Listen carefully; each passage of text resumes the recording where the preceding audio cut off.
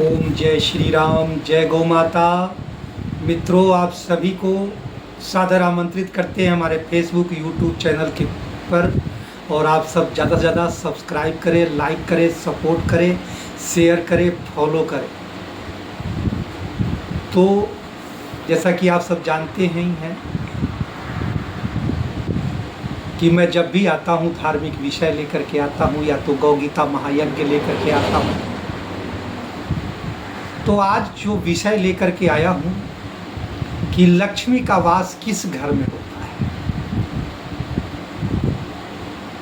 इसी पर एक गीता प्रेस की कहानी आप लोगों को सुना रहा हूँ। और आप लोगों को ये कहानी अच्छी लगे तो आप लोग शेयर ज़रूर करें, लाइक करें, सपोर्ट करें, क्योंकि हिंदुत्व का सपोर्ट करने वाले, हिंदू विचारधारा का सपोर्ट करने वाले बहुत कम लोग हैं। एक सेठ जी रात्रि में सो रहे थे। स्वप्न में उन्होंने देखा कि माता महालक्ष्मी जी कह रही, सेठ, अब तेरा पुण्य समाप्त हो गया है, इसलिए तेरे घर से मैं थोड़े दिन में चली जाऊं। तुझसे मुझसे जो भी मांगना हो वह मांग ले। सेठ जी ने कहा कि माते, मैं कल सवेरे अपने कुटुंबियों से विचार करके फिर आपसे मांगूंगा। सवेरा हुआ। सेठ जी ने अपने स्वप्न की बात सभी को अपने घरों में बताए। सेठ जी सबको ये बातें बताए तो सब लोग अपने अपने मन में जो है मांगने की जिज्ञासा प्रकट की।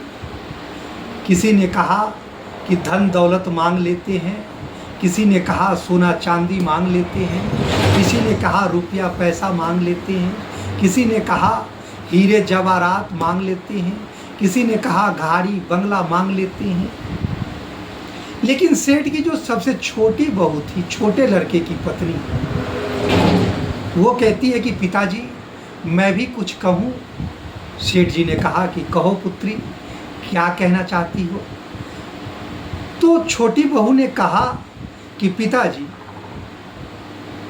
ये जो कुछ भी मांगेंगे, माता महालक्ष्मी जब चली जाएंगी तो ये चीज़ें रहने वाली नहीं है, फिर दुख का समय पार करना बड़ा ही मुश्किल होता है। तो इसलिए माता महालक्ष्मी से कहिएगा कि वो जाना है उनको तो प्रसन्नता पूर्वक जाएं, पर हमारे घर में परस्पर प्रेम बना रहे, ये आशीर्वाद, ये वरदान दे करके जाएं। सेठ जी को छोटी बहू की बातें बहुत अच्छी लगी और सेठ जी ने माता महालक्ष्मी जब दूसरे रात स्वप्न में आई तो उनसे कहा, माता आई और बोली कि हे पुत्र, मांगो, क्या मांगती हो, विचार कर लिया क्या।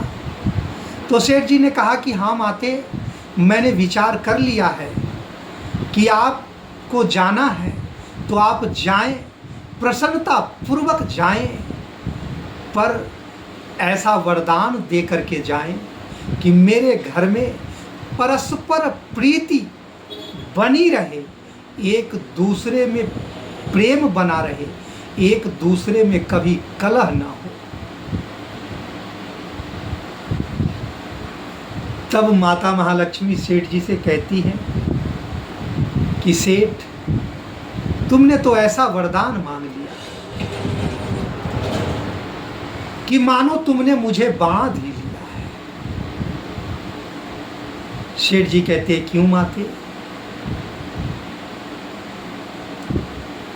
माता कहती है कि जिस परिवार के सदस्यों में परस्पर एक दूसरे में प्रेम होता है, प्रीति होती है, वहां से मैं कभी नहीं जाती, वहां से मैं जा ही नहीं सकती। और इसी बात का उल्लेख एक बार माता महालक्ष्मी देवराज इंद्र के सामने करती हैं और इंद्र से क्या कहती हैं? गुरुवो यत्र पूज्यन्ते यत्रावाहनम सुसंस्कृतम आनंद कलहो यत्र तत्र शक्रवशाम्याम। माता कहती है देवराज इंद्र से कि हे इंद्र, जिस घर में गुरुजनों का सत्कार होता है, दूसरों के साथ जहाँ सभ्यता पूर्वक बात की जाती है और जहाँ मुख से बोलकर किसी प्रकार का कोई कलह नहीं किया जाता है, दूसरे के प्रति मन में क्रोध आने पर भी जहाँ लोग चुप रह जाते हैं, मैं वहाँ हमेशा निवास करती हूँ। तो मित्रों, आप लोगों को ये कहानी कैसी लगी अपने कमेंट और लाइक के जरिए ज़रूर बताएं। धन्यवाद। ओम जय श्री राम।